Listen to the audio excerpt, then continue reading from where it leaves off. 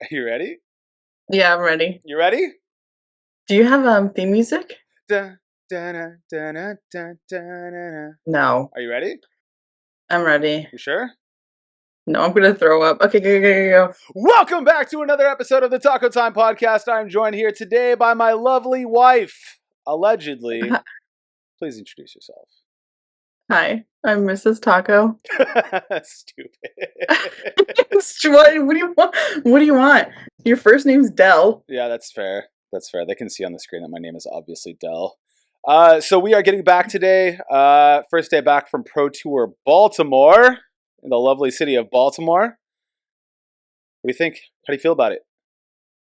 I did not go. I Yeah, have no thoughts about I Baltimore. know. I left your ass at home. How do you feel about being left at home?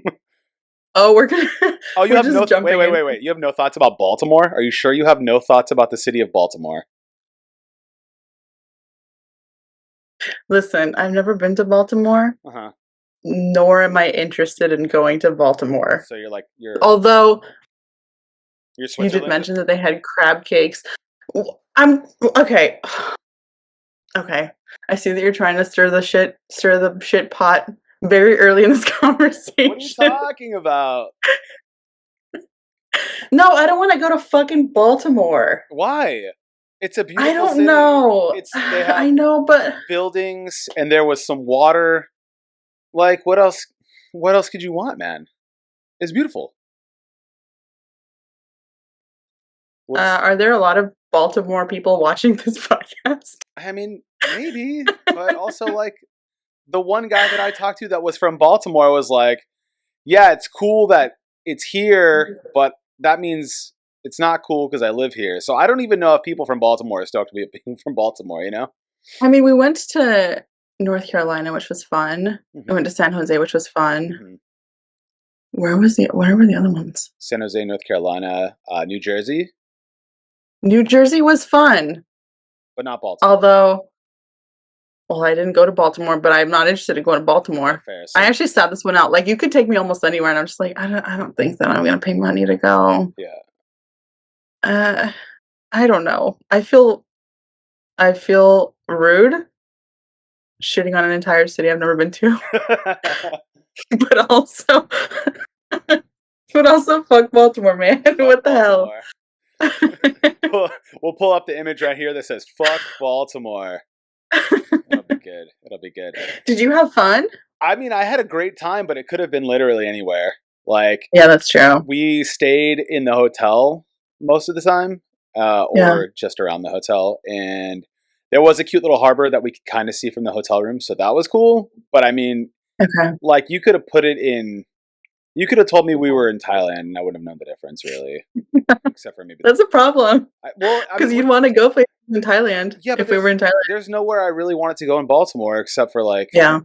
to go see a baseball game, but the Orioles were not there, so I didn't. You know. So what are you gonna do? Hmm. There's that. So yeah, Baltimore was So, cool. Got to see a yeah. lot of good friends. Got to hang out. Got some lobster rolls. Got some crab cakes. Was drunk Hmm. most of the time, and then You abandoned your pregnant wife Jesus to go Christ, to get some lobster I rolls. was gone for 3 days. 4. Were you home alone? It was Were 4. you home alone? That's irrelevant, Were sir. you home all by your lonesome? I felt alone You felt alone in the house full of your 2 brothers and your parents? in my heart. I felt very In alone. my heart. I was. I didn't have any crab cakes or lobster rolls. I mean, could have. They have crab cakes at Ralph's. They're like $3. I spent $20 for You know, mine. you know what's annoying about this conversation is that I was shitting on you for leaving, Huh. but as we're talking about it, and I'm readily admitting that I chose not to go to Baltimore, Yeah. I'm realizing that it was my fault. It was my fault that I was abandoned. Did I invite you? I feel like I did. Yeah, man, but oh, god dang it. It was so funny too because we were all like, "I miss you so much, babe," and you're like, "I miss you too, babe." And then I'm like, "I'm coming home," and you're like, "I can't wait to see you, babe." And then you got on the 405 and then got to LAX, and you were like, "You're never ever doing this again. But when you do this again, I'm not picking you up, but you're not doing this again. And then today on the way home, you were like, so where's Nationals going to be? You think it's going to be somewhere cool? Do you think Nationals is going to be like in Vegas? Because that would be cool if they did it in Vegas or like Seattle or Portland. Not even Vegas. Like somewhere on the East Coast would be fun too. Like I'm not opposed to traveling. Boston would be cool, right?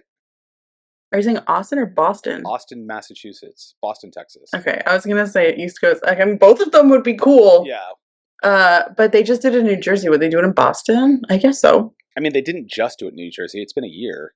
That was May. Has it been a whole year? Yeah, man. Right? Holy crap. That's crazy, right? That's stupid. That is stupid. Jesus. So I kind of wanted to have you on the podcast, Mrs. Taco, because you are, in fact, a mental health professional. Is this true? Yes. Allegedly. Where are you going with this? What am I trying to do? I feel like I should have been consulted beforehand. You are, in fact, I think, an MFT. Is this true? No. Then I lied and made that up. You've done marriage family therapy. You've done couples counseling. Yeah, but that's not my degree anyways. Okay, go on. Okay, so you're a counselor, right? So you understand the position. You're fired? You understand. You're so fired. Okay, go ahead. The position of a wife, allegedly. Yes. And you understand the position of a counselor, although you're not credentialed to do so, apparently. That's not. You're like the street pharmacist. You're like the drug dealer of therapists. I don't make as much as drug dealers or therapists, but fair. So you're kind of it's fine. The worst of both worlds. No, I am a credentialed mental health professional. You just got the credentials wrong. Anyways, carry on, sir. Okay, go ahead. Madame. So what I wanted to talk about today is what it's like to be married to a try-hard gamer. Not only from a wife's perspective, but from a relationship and family marriage therapist perspective. So let's start with the wife perspective first. So what's it like being married to somebody that plays way too much Flesh and Blood? Kind of cringy, to be honest with you. Tell me about it. I'm just kidding. No, you can be honest. I know you think it is. No. It's not cringy. I mean, honestly, I think it's fun. But it's also like, it depends on who you are as a person, right? Like if you yourself have your own hobbies and you have some experience with the game, like the card gaming world, like I think you are able to manage it better just psychologically too, because it's not something that's like nebulous and distant from you. And like at the end of the day, I think that you need to have your own hobbies because you're going out and playing at arm race multiple days a week and having fun, and like you come home and you tell me about it, and I think that's fun.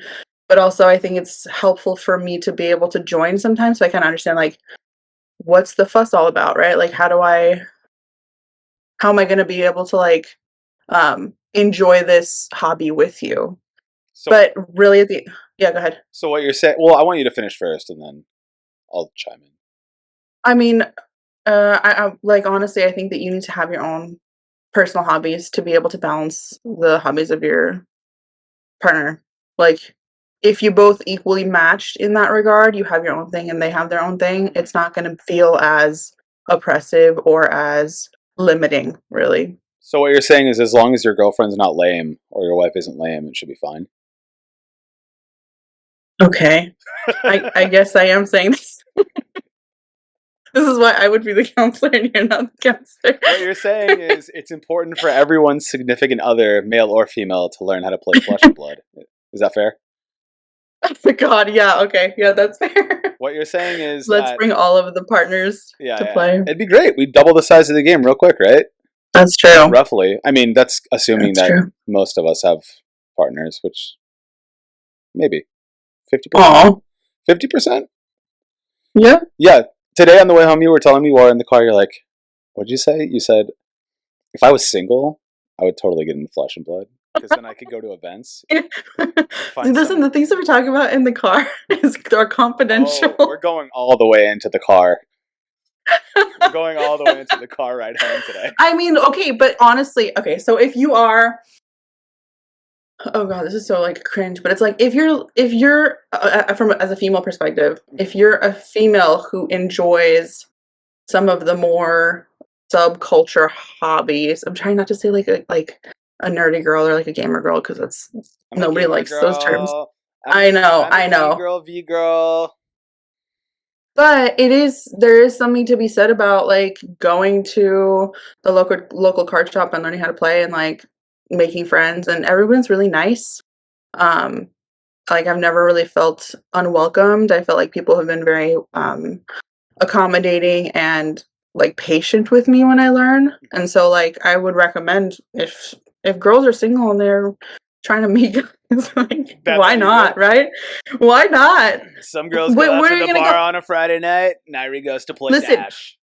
what are your options? Okay, Tinder, Mhm. Hinge, Mhm. like people used to meet in bookstores. Yeah. And you have a group of I mean, I don't know if guys are even into that kind of stuff. Like I don't know if guys are trying to meet girls at I don't know if guys are into meeting girls anymore. I mean, I'm sure that guys are interested in anything that results in, uh, how do you say this politely for YouTube?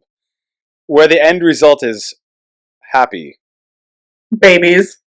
babies. Or maybe not Definitely babies. not Not babies. babies. Um, that's fair, I guess. I guess. I don't know. but I think too, it's like, so if you have those, so I am not sort of talking personally. When I met you, this wasn't something that we necessarily had in common because you weren't playing Fab at the time, but you had a history of Magic. Yeah. And I had played Magic a handful of times, but I always wanted to play, but I didn't know anybody who was playing. Yeah. And so like I had that interest. So it's like it's not something that was sprung up on me when I was like, what are you doing with your free time? Like I don't understand it.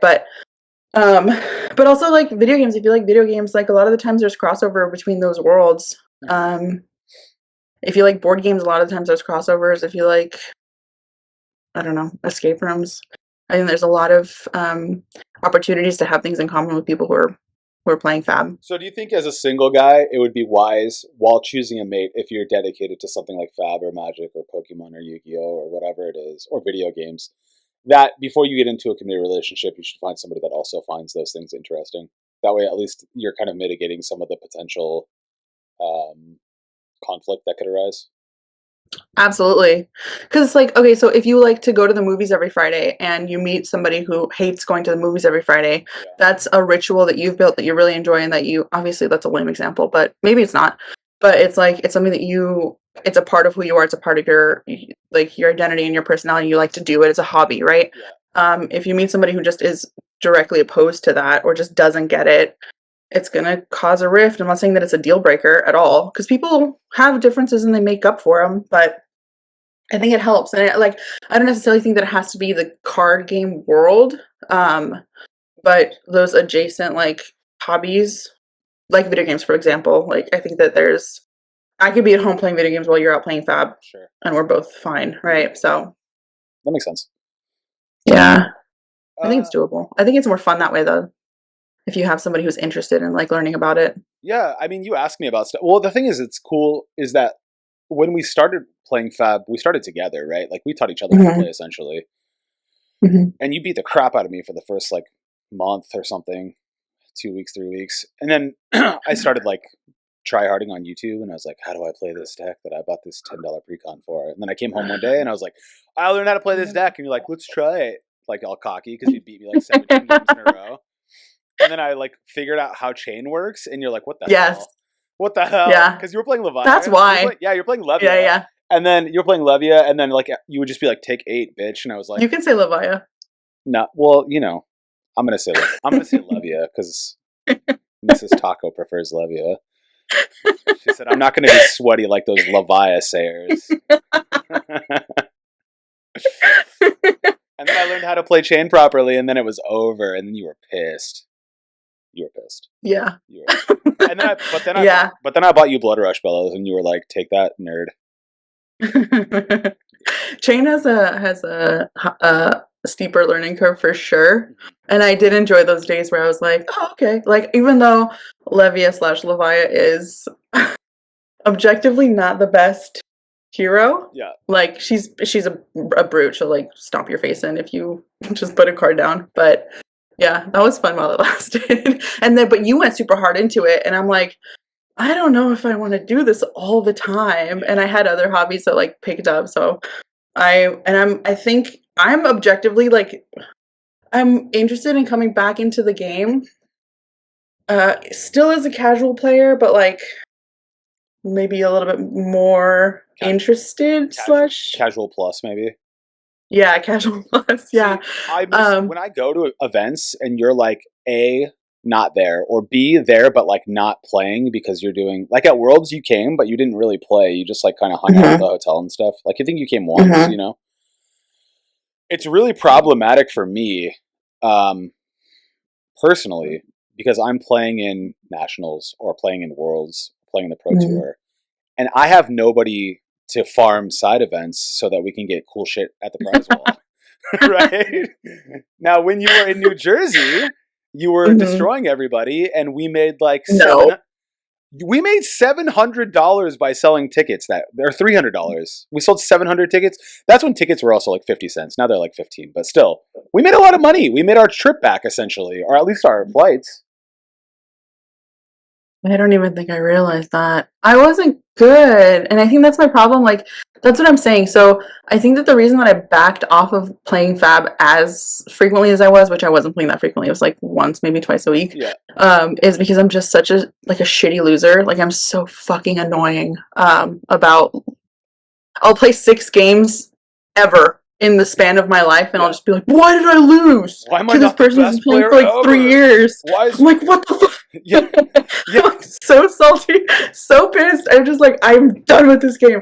Oh god, the amount of times I've rage quit. And then I like the problem is that like I get like that, and then 20 minutes later I calm down. And I'm like, I'm so fucking embarrassing. Like I realize it. So I need to figure out how to either get good so this doesn't happen as often. Yeah.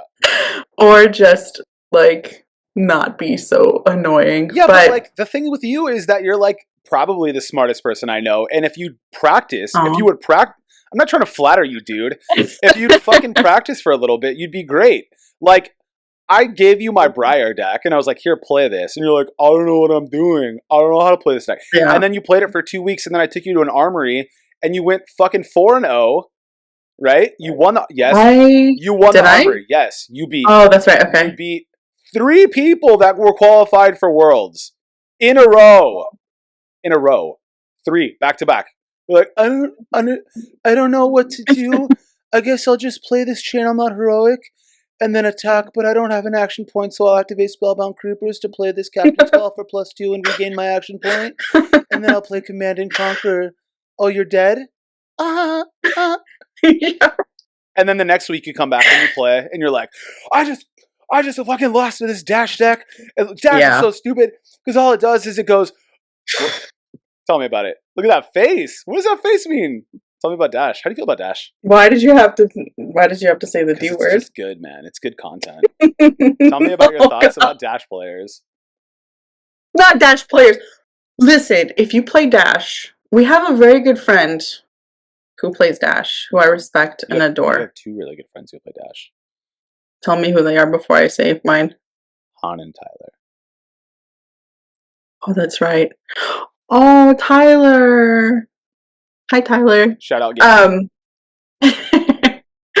But oh god, now I can't shit talk because I forgot. Tyler plays mostly. Tyler plays mostly Reinar. Yeah. Yeah. Okay. Well, I was talking about Han because in my head, Tyler's moved on to better things. But yeah, but like I have a lot of love for those players. So it's not the players, it's the deck. Like fuck that deck. That deck is so fucking stupid. It's just like God, I'm gonna fucking piss everybody off. But I don't care. Listen, if you pick Dash, you're intentionally picking the easy route. And it's like, what? Challenge yourself a little bit because Dash is so fucking basic. Dash is the most basic fucking deck. Every single card, I don't have to look. Just tell me what damage you're doing, and then you're flipping and you're boosting. Fantastic. Great, thank you. And it's like, I don't even have to do anything for me to know, okay, you're just gonna like punch my face in. You don't have to say the name of the card. You just say the number, right? You're like, I don't give a shit. Just tell me what you're doing, and I'm just gonna be like, okay. 4, 3, 1. What's the on hit? Oh, there's no on hit. All right, keep going. Yeah, I think there's like maybe 1 or 2 cards that have on hits. I'm like, and it boosts the other cards usually. Yeah. So I'm just like, God, like fucking okay. And the problem is that I probably, if I found Dash early on, this is actually a good point against Dash. If if Dash was my first deck, I would get so um, artificially confident Mhm. in my ability to play the game because that deck is so fucking easy. Like, ugh. All the Dash players at home right now are like, actually, it's a switch deck, so I can play defensive and offensive, and there's Tree Frog Dash. And Dash is a really complicated hero, and because I can play Pistol Package or I can play Boost Package, which is very versatile, and so that makes Dash the most well-rounded hero that there is. Obvious. Okay. Obvious. Is there a complicated version of Dash? Because I have never seen it. No, there's not. I mean, look, like anything, there's like I'm a FAB player, right? So most of the time, I'm just like throwing my cards on the table and saying this equals 17. What are you gonna do about it, right? So like, Yeah. it's not. There's levels to it, right? Like you can play Fi at a high level, right? You can play Dash at a high level, but like the fundamentals of the deck are not exactly rocket science, right? It's not like you're playing Icelander or Kano or Oldhim. You know what I mean? And I've played Dash before too because like that was the deck to play at the time. But like another thing with Dash is like it just wins sometimes. Like Dash won the calling, right? And it's like, why did Dash win the calling? And it's like because Dash just does that. Dash is just like, Yeah. I don't whiff ever. Here's 15 Yeah. damage at least every turn. Yeah. Oh, you're gonna kill my hero power? Joke's on you. I don't have one. Like it's just and it's nuts, right? The only thing with Dash is like you might fatigue yourself, but like if you're putting out 20 damage a turn consistently, like you're not really going to fatigue yourself usually. See, that's what annoys me too. It's like you told me that the strategy against Dash is to fatigue them, but I'm like, but that I don't know why I feel like this. Like I don't know why I feel so committed to hating on that deck because of how basic it is. But like I have a lot more respect for decks where it's like there's variability in your success and there's effort that it takes to like the learning curve that you have to learn. Like the with chain, you have to kind of figure out how to do it. With other decks too, like when I play Reinar, the deck can just shit on you. Yeah. And there's an aspect where it's like it's your responsibility to figure out how to mitigate that as much as possible. Briar too. Like you can just pull an Briar especially. all the time. Yeah. Right. But with Dash, it's just like you don't have to worry almost ever. And the only thing that you really have to worry about is like who is your opponent. So it's like it's not even about you anymore. It's not even about you. It's just like is your opponent a good matchup against you based off of damage. But it's just like the gameplay itself seems so boring to me. I don't know why I necessarily like have a lot of disrespect towards that hero. Like it's salty. Like it's like my feelings towards Dash are just salty. And maybe it's because I play Brute and every single time I play against a Dash I'm just like, go fuck yourself. Like, I know how this is gonna end. Every single time I say this to you, I say just block everything and you will win. And you'll say, I'm not gonna fatigue them. I don't have time for that. Like you're going anywhere. I would rather lose 9 times out of 10, but have that one time be the high roll where I just like shove their face into the dirt against all odds. Like I don't care about winning when it comes to Dash because at this point I know that it's stacked against me. So I'm like, if I'm gonna win by fatiguing, then it's not. I'm playing at an armory, so who gives a shit? If it's like a pro event, which I don't know what that's like sure, do the strategy that's going to make you win. But it's like, I don't want to even give you the fucking satisfaction for me to just get rid of my hand without trying to beat you up. You know what I mean? Okay, listen, I need you to do this one time for me. I need you to do it one time, right? We go to an armory. You get paired into Han. You have 6 D reacts at least. 9 D reacts. You got Reckless Swings, right? Yes, I have Reckless Swings. And Han's like, boost. And you're like, block. And then Han's like, boost. And you're like, block. And then Han's like, boost. And you're like, D-react. And, poor Han. And then like 15 minutes into the match, I want you to look into his eyes and just see the soul leaving his body. That is, without a doubt, the most satisfying thing that you can do as a Dash player. when they realize that they have 20 cards left in their deck and you're still at like 17 and you're taking 3 damage leak a turn, maybe. Chef's kiss. What is it possible for me to lose while I'm trying to fatigue them? I mean, because that's humiliating. If you block like an idiot, or if they set up really good turns, but the thing about fatiguing Dash is when she boosts, like she probably she's getting rid of half of her deck. So the odds are the cards that she needs to use to kill you are going in the banish zone. You have a 50% chance of getting rid of all of their extra pounders, their extra items, their extra max velocities, their extra high speed, like everything that they need to kind of get over the hump. Like it might just end up in the trash can, you know? Do you have dash built? Yeah, it's in the box. It's been in the box for months because I don't play it, but I have it. Maybe I can see how it feels with you. Well, I can put it together and you can try to just block everything and see how it goes. It just feels like my dignity is just on the line when I do that. The idea of it just hurts me. Your reputation as Mrs. Taco is on the line. Yeah. I mean, you could just do what I do and just be like not very good at the game, just good enough to get qualified, but then just talk a lot of shit. Like, I talk a lot of shit for somebody who's never qualified for anything. That's the best kind of person, you know? Just stupid. But if you play more, you can back up the shit, and that's even better. Here's why I think, yeah, that's fair. It's more fun this way because I have that self-hatred at the same time of just like being salty for losing, but also talking shit.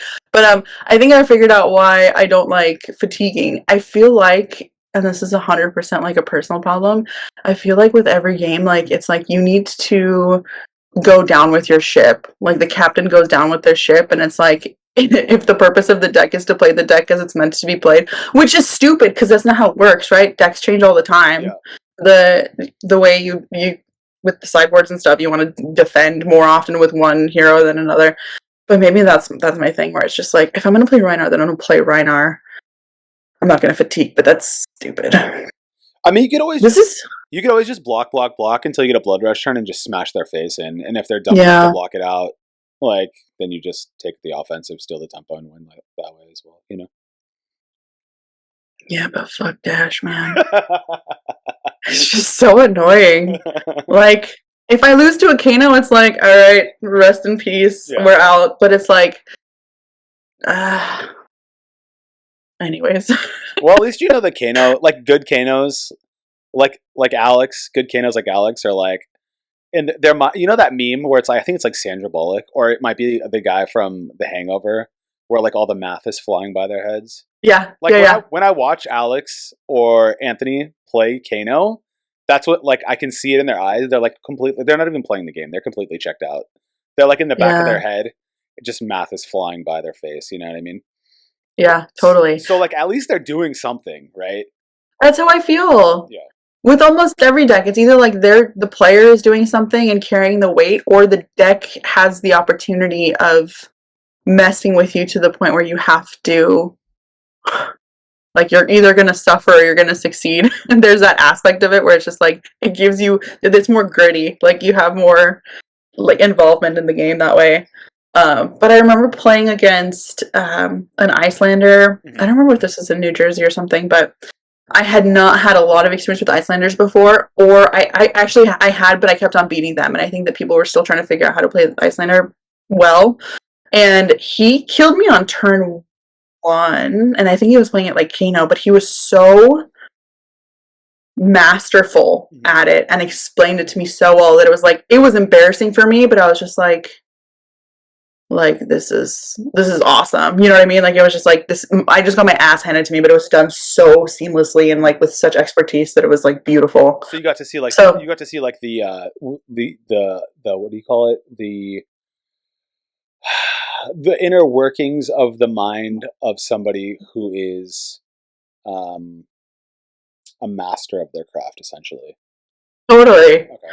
And with wizards, I think with wizards that are successful, there's a lot of that. Yeah. Yeah, I think so. Even though I fucking hate playing against wizards too, but well, I mean, but I respect them. At least it goes quickly usually, right? That's true. Like, at least it's not so much with Icelander. Yeah, not usually with Icelander. Icelander's a little more annoying for sure. Yeah. How do you feel about ice heroes? Oh. Okay, I think that my opinion has changed a little bit. I think I've gotten a little bit better with managing my resources with Ice Heroes, but for the longest time, I was so frustrated by Icelander, but mostly Ice Lexi, and I think that if I'm faced with an Ice Lexi, I'll rage quit. See, this is why I can't try that hard, because, like, I need to be more chill about this game, but, like, fucking Ice Lexi is so annoying. Yeah. So annoying. And Lexi's the most popular deck right now, but it's not really ice, but that's okay. Ugh. There's 100 Lexis. My whole game plan going to Pro Tour was dodge Lexi, and I saw like 3 in a row. It was the worst game plan. Oh Hindsight being no. 2020, not a good game plan. Not a good game plan.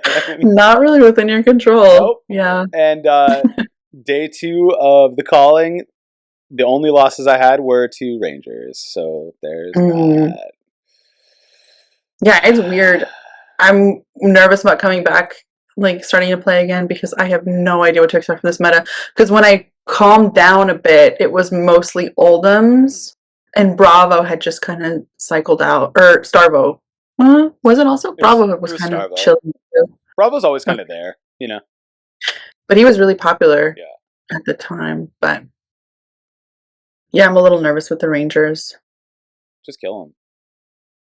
Thanks. Yeah, but I'll play Briar. That was Peter's advice to me on that. I told him on Sunday I was going to drop the calling because I did I lost those first 2 games, and I was like, I need to win 4 games, and my tiebreakers are pretty bad. And he was like, just win, idiot. And I was like, oh, sick advice. And so I just won, but then I still bubbled, which sucked, but whatever. Yeah, I don't know, man. I think you should start playing again. You're pretty smart. If you actually gave like 2 shits, you'd probably be pretty good. And then you could just like be like, you could go to Pro Tour and be like, hi, and just like kind of bimbo it up a little bit, and then just wreck face. I'm saying, man, you could do it. Okay. I'm not even laughing because go ahead. No. Give me your bullshit, and then I'll tell you what I'm saying. What's my bullshit? I don't know. Tell me. You're like, I'm not even. Oh, what I was gonna say? Yeah. I'm not even trying to be a bimbo. Like, most of the time, I don't know what the fuck is going on. And everyone is so nice, but I'm like, I know that I sound like a fucking idiot. Okay. But like... No. I'm going to cut you off right now. When you were playing a lot and you started to get a hang of it, like you really started to get a grasp on the game before you like started working on your other project, sure. You told me, I remember this because I thought you were evil for it, but I was like, solid strategy. You told me, you were like, I like to sit down and pretend like I don't know what's going on. And then everybody's really nice to me. Yeah. And then I kind of play stupid, but then I kill them. Tell me I'm wrong. Wrong. It's not pretending most of the time. Most of the time I'm not pretending. Mm-hmm. To be fair. I mean, okay, that's a solid strategy. But to be fair, most of the time I don't know what the cards are. Like, even if I know the hero, I play at one armory and we usually have the same 5. It's not even a big armory. And so it's like the same 5 people who've been playing the same heroes for the last 6 months. Mm-hmm. And so it's like, I'll go to a bigger event and I'm just like, I've never heard of fucking Azalea. That's what it was before. Now, obviously I have because she's more prominent, but I was just like, who the fuck is Azalea? Like, what do you do? Please tell me. And they're like, this is what this card does. And I'm like, that's fucking stupid. Why are you doing that? I remember in New Jersey, you got paired into Azalea, and I came to find you after my match, and you were like, come here, read this card. I was like, oh, read in the ledger? You're like, what the hell is this? Like, like, you were still playing the game, and you were like, just bitching, and the guy's like, yeah, it's a pretty good card. And you're like, what? Fuck that card. I met the nicest people at these events. Like, they're so freaking sweet. Everybody's and nice to you when they're killing you with fucking red in the ledger. Like, of course. Yeah, that's fair. But at least they're teaching me. Yeah. I forget, though. Like, I don't fucking remember. You're saying the name. I don't remember what that card does. It's the one that, like, if it hits you, you can only do one thing. Oh, it gets her to go again? Yeah, basically, you can only do one thing. It gets her to go again, essentially. Oh, that's stupid. Yeah. I agree. It is stupid. I agree. It is really... For some reason, that's better than really giving me a frostbite. Logically, it makes no sense. That's better than paying 1 extra resource for your team. I don't know why. In my head, I'm just like, I see the frostbite and I just like... I think the trauma... Inside, I shrivel. I think the trauma's worn off. So, like, maybe if somebody did it to you again, like if John did it to you again, you'd be pissed. You'd be like, what the fuck is this shit? Oh, for the red... What is it called? Red in the ledger? Red in the ledger. Like, she's in debt. How do you feel about her being in debt? How do you feel about debt? Personal debt? Trying to get out of debt? I feel like you should try to pay it off as soon as possible. Are we talking about? Is this a finance podcast? I don't know. This podcast was about how to be in a relationship with somebody who plays FAB. Oh yeah, and we've been talking about Dash for 30 minutes, so I don't know what the hell this is anymore.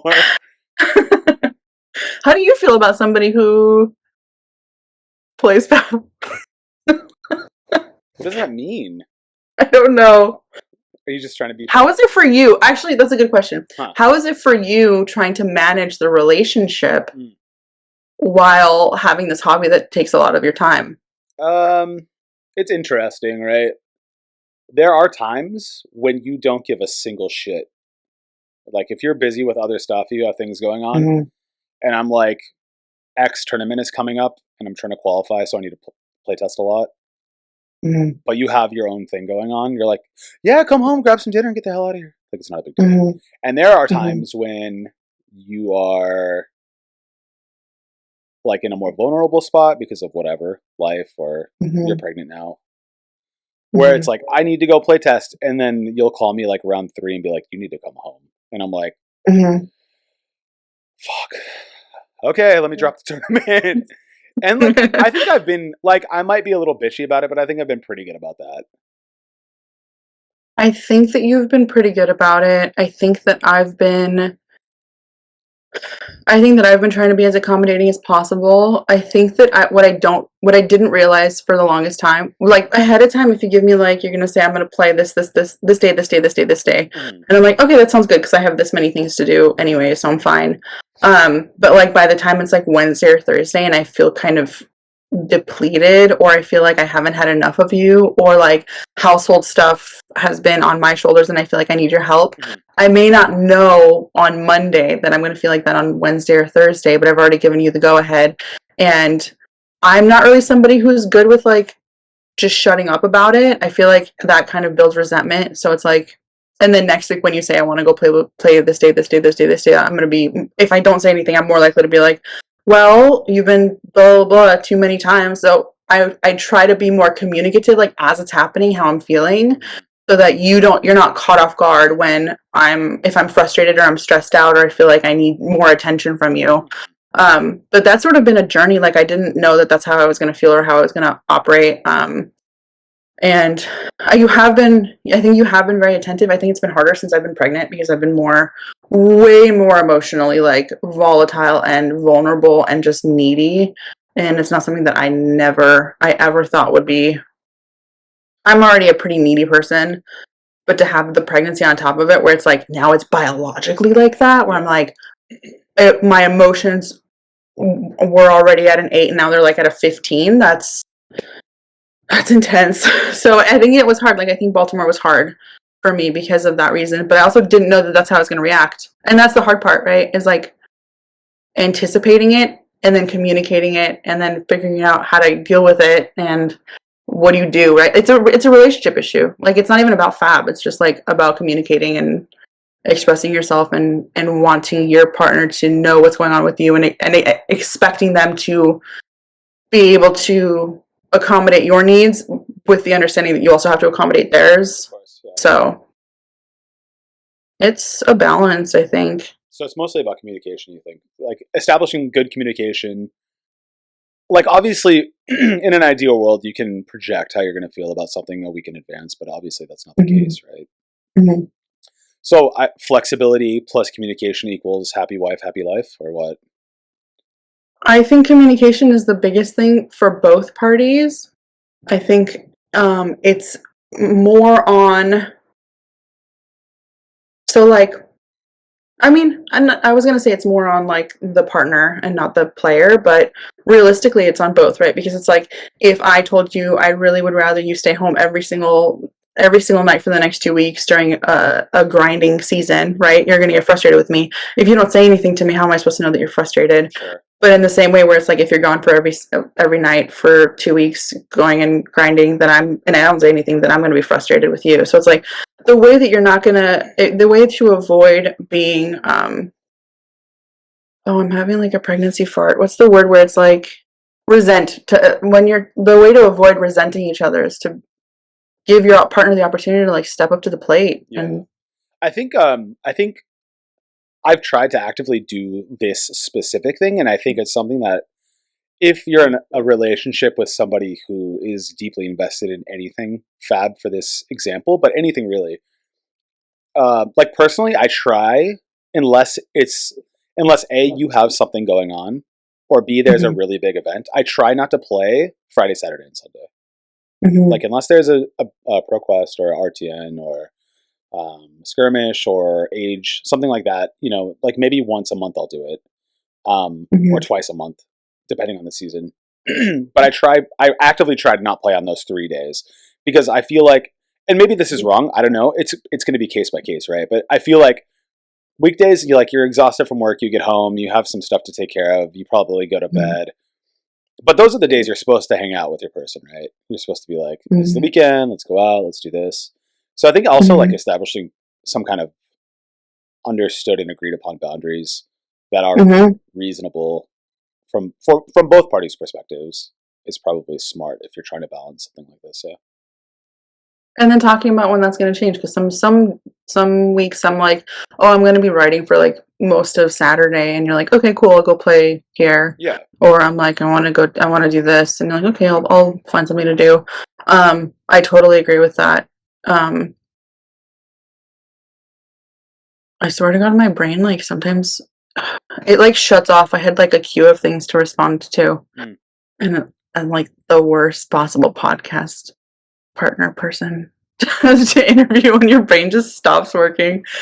Hey, man. Um, yeah, I mean, I agree. I think that that's really important. I think that the weekend thing too, it's like having established date nights Hmm. is really helpful too. Because like this is like general relationship advice. Like have time that's carved out for your partner, for you guys to be like to have intimacy, and intimacy is not like sex necessarily. It's like having. Yeah. I mean, it is too, but like having a date night, spending time together, talking about your stuff, and also I think the benefit too of like for me knowing what FAB is and what goes into FAB and you being so invested, like the entire car ride home today you were telling me about the matches that you had and like the meta right now, and you were talking about specific decks and you're like I'm gonna play Riptide, and I'm like, oh, Riptide sounds cool, like you know what I mean. So it's like having that interest does help. I know that I'm circling back to what I said earlier, but it's like it helps me to understand what you're into. Sure. And for the same thing with me with my hobbies, like this is not stuff that you would ever be interested in, but you listen because I'm interested in it, and that's important because it's like I'm sharing parts of myself. You don't have to be ingrained in it. Like I don't necessarily think that I have to play FAB with you Yeah. in order for me to be a supportive partner. I need you to get me tickets, though. There are playmats that I need to put in the corner and never touch again. No, you don't. The amount of playmats that we have, you don't need more playmats. Do you think? Okay, so I think actually that's a good point too. I genuinely have almost no interest, a little bit of interest. If it wasn't you, no interest in your Mhm. hobbies. Yeah, Realistically, like it's just not something a I hundred yeah, percent. it's just not something that I would participate in, which is like, it just is what it is, right? And like Yeah. probably had you never met me or had I never played FAB, you probably would genuinely have little to no interest in my time playing Magic competitively, right? Like it probably doesn't come up. Like maybe we talk about it like, oh, I used to play Magic. Oh, Magic's fun. We should play it sometime, right? But Yeah. I think the ability to share or like dive into your partner's world a little bit Mhm. enough that you can understand. Like when we're driving home and you're writing uh, uh, a novel or short story or whatever it is you're writing at the time, Mhm. you can run ideas by me, and I know enough about it because I like listen Mhm. to you occasionally, allegedly. Um, that like you can bounce plot points off me, and I'm like, yeah, that makes sense here. That doesn't make sense here. Like, and Mhm. I'll do the production credit thing, like where I just take complete credit for all of your work, which is awesome for me in my head. Um, but no, that's like something we do. Like some days when we come Yeah. home, we'll talk about life, we'll talk about finances, we'll talk about what's for dinner, we'll talk about grocery shopping, we'll talk about family events. But then there's also days where I'll probably talk way too much about Flesh and Blood, and you'll like humor it. And I don't know if you're just humoring it or if you're actually interested or somewhere in between. It's probably somewhere in between. But there's also days that you're like, Most of the time I'm interested. Some okay, days if I'm tired, it's like my brain is not even capable of understanding what you're saying, let alone like keeping track of like, and then you played this card and then this card and this card. And I'm like, okay, I don't understand. Like my brain can't compute that right now. Yeah, yeah. No, that makes sense. But there's also like, though, just the way that I do that to you, you will do that to me, and I'll participate. And I think that's also an Hmm. important point. Is like being genuinely interested to at least the degree that you're capable of, Hmm. and being able to share in that um like headspace moment with your partner. Because like I'm Yeah. not there when you write, right? And you're not usually there Yeah. when I play. Hmm. But like I know what you're doing generally, and you know what I'm doing generally. So like at least Hmm. we're on the same page with things, and I think that's probably an important thing Yeah. to connect with as well. You know. Yeah. And I would say for our relationship, we're pretty tight knit as a couple. And not every couple is necessarily like that, so it's not like a one size fits all thing because some Sure. people have more independence or autonomy or they just kinda, like, do their own thing more often. Yeah. But I think, like, especially if you're a married couple who's, like, building a family and you spend a lot of time together, I think it's definitely helpful.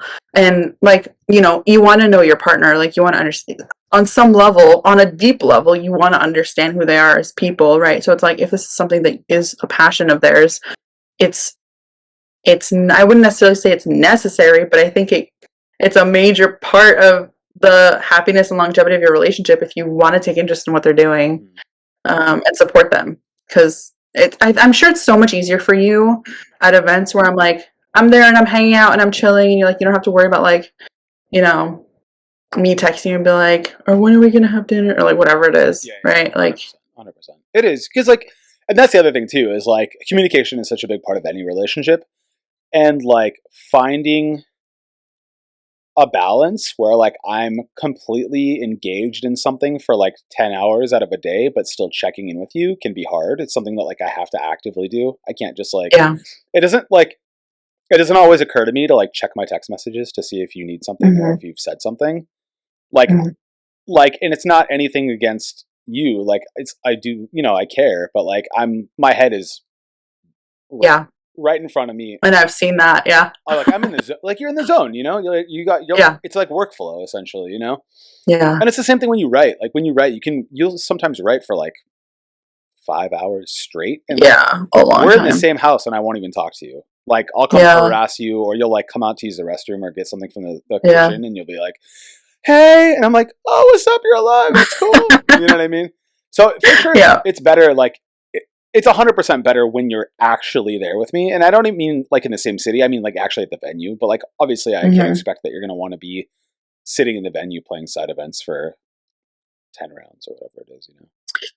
I don't think I have the stamina. Like, maybe I would imagine on some level there's a training aspect to it where you just, like, learn to have the mental stamina. But, like, even when I would do the side events, if I did, like, more than one, the amount you're playing for hours, Yeah. and I'm just not used to that, like, our armory is, like, 2 hours, Mhm. and so I don't know how people and do it well. Like, I have a lot of respect for players, even Dash players, who are able to, like, sit through, like, 10-hour days and play back to back. That's insane. Yeah. Like I was telling you on the way home today, like I played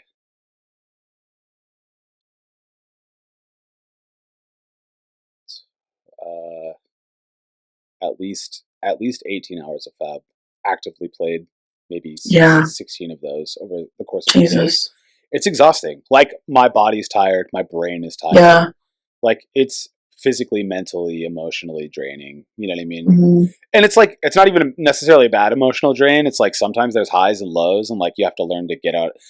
I think there's actually something to be said about life skills that you can acquire through that. Like you were talking about how you rage, and like when I used to lose when I was pretty new, I would call you and be mhm. pissed, right? I'd be Yeah, like, you would. "This is I knew you were gonna come home in an awful mood. yeah," but like that doesn't really happen anymore, right? No, no, only if it's, like, egregious and unfair. Like if somebody did something shady, probably like Mhm, I'm mad, but like for the most part, like being able to learn how to regulate your emotions I think is actually like a unintended side effect of playing something like this at a serious I think level. it's also I think it's also your confidence. Yeah. Because when you lose, it's not about you as a player, it's about the game. Mhm. Whereas when you're new, like, and that's probably where I'm at, right? Sure. Because it's like for me, when I'm new, it's like, oh, I'm an idiot and I don't know how to play this game and I'm never gonna be good at it.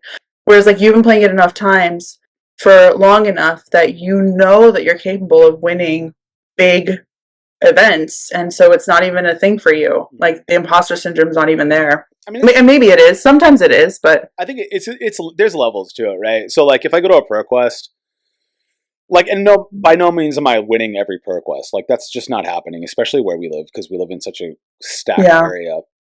But like I have won them, right? So I know that I'm capable of yeah. doing so. Um, and so like when I go in there and I scrub out, I'm like, whatever, it's not a big deal. I get to hang out with my friends. You know Hmm. what I mean? When I go to a Yeah. bigger event, like I've never won a pro tour, I've never won a calling. You know what I mean? That there's still a bit of imposter syndrome sometimes in those situations, Hmm. but you know, it's like not nearly as bad. You know, like my friend Shamir, our friend Shamir, he was like, I remember after Oh, the one with the voice who's gonna read lullabies for our future child. yes. If you've He never has such a heard, nice voice. if you've never heard Shamir Sammy talk, it's she's beautiful. It's I think I was listening to you watch him or listen to him talk, and I was like, "Who the hell is that?" Like, yeah, I need yeah, him to read. He hundred needs to be percent. on Audible. Yeah, 100%. Sorry, I completely That man's derailed. voice is perfect. So yeah, my buddy Shamir, like I remember after the calling in San Jose when I like just bubbled at a top 8, I was so pissed. Mhm, Like I was pissed about that because like I feel like it wasn't even me. I feel like it was that stupid IP that I got because of the whole mhm. bathroom situation. And like yeah, I get that there's like Oh, remember that? Yeah, there's like yeah, I guess I could have told a judge that I had to go pee, but like I shouldn't have to tell a judge that I have to go pee to go on a mission outside and wait in line at a porta potty. You know what I mean? yeah, So yeah. I mean, there's some ways to mitigate that, obviously. And now, like anytime I have to use a restroom or something, I'll tell a judge, just so I kind of like cover my ass. But Oh, interesting. I didn't know that. yeah, so like I guess I if you tell a judge, hey, I really need to use the restroom, they'll give you a time extension or whatever. But like if you don't say anything, like Wow, you're just on the hook basically. But like even wow. after that event where I bubbled at a top 8 because of the IP penalty in the last round, like I had major imposter syndrome. Like I don't deserve to be here. I'll never get here again. Like I just got super lucky. Yeah. And I would talk to Shamir the next day about it, and he's like, "Dude, like you were there because you were there for a reason. You played in Worlds for a reason. Like even if you didn't do the best that weekend, you were still there. You still qualified. That's better than most people ever do, you know." And You didn't listen to me saying that. you're not. Have you heard your voice compared to Shamir's voice, dude? Are you kidding me? It's like That's fair. way more abrasive. You gotta like lull me into submission a little bit, you know. But okay, but so like the calling in I remember feeling actively nervous as fuck at the calling in San Yeah. Jose because it was like I was doing really well and I didn't want to screw it up, right? Mhm. And then at the calling in Baltimore, I had almost the same exact record. It was like I went 10-3 in San Jose and 9-4 in Baltimore. And in Baltimore, it Mhm. was just like a big armory. Like I didn't really care. Like I just sit down, I play the best game I can. If I win, awesome. If I lose, awesome. I'm not going to get too mad about it. If I scrub Mhm. out, then I'll just do something else with my friends. Like whatever, you know what I mean? And I think to some degree that's like just like a side effect of like desensitizing yourself to the bad beats and stuff, you know. And I think that's I what think I think. Sorry to cut you off, but I think let me no, finish no, this no. thought. But I Yeah. think a lot of that as a new player, like, and this is goes for anybody, and I think this goes for you too. Like, you have to get your ass beat enough times that it's not frustrating anymore. You know what I mean? Mhm. And then once you Mhm. realize, like, oh, it's just a game, and like you're focused on improving and learning more than you are on winning, then the beats don't suck as much, and then you take like lessons from it. Yeah. You know what I mean?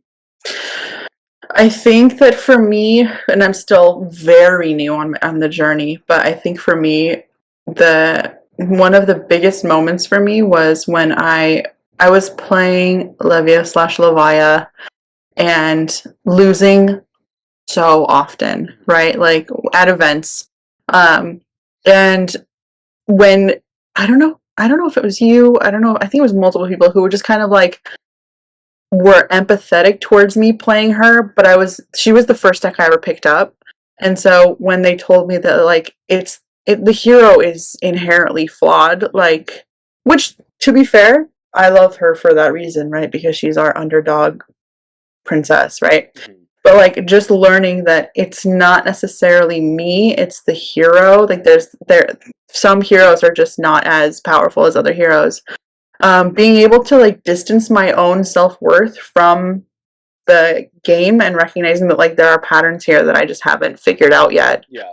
Like, and it's not even about necessarily me or my intelligence. It's about like learning the game, learning the process. That was a big I think thing. that helped. That was a big thing for me too, is like there was a point where I was like kind of just on the precipice of like breaking into what you would call, I guess, the gravy train, where you kind of just like, it's pretty easy to qualify for anything, you know? Yeah. Where like I would get just on the edge of being able to win big events, but like not getting there, you know? Like bigger local events at least. And then thinking like I must be stupid. Like it must be like my actual intellect that I can't figure this out, you know? And it turns out that that's like not exactly true, right? It turns out that there's a lot of things that go into it. And like sometimes, shockingly enough, if you play the deck that you enjoy the most instead of the deck that's the best deck, you just lose, right? It's true, right? Yeah. Like I took a deck that was basically written off to the Pro Tour, and I scrubbed out hard, and then I played in the calling. And me and the two other guys that I talked to that play the same deck, shout out to Rice and Strathlemond, like we both went, like all three of us went either 10-3 or 9-4, because like we care about our deck, we play it a lot, it's our pet deck, and like it would have been really easy to just build Lexi or build Oldham and bring it and like practice it for a couple weeks and just stomp people because that's the deck you're supposed to play. But like actually playing the thing that brings you some joy, like, and doing well with it is like a way bigger accomplishment in my eyes, you know? I think that's why you had more of a casual attitude. Maybe not casual attitude, I think that's too heavy to say.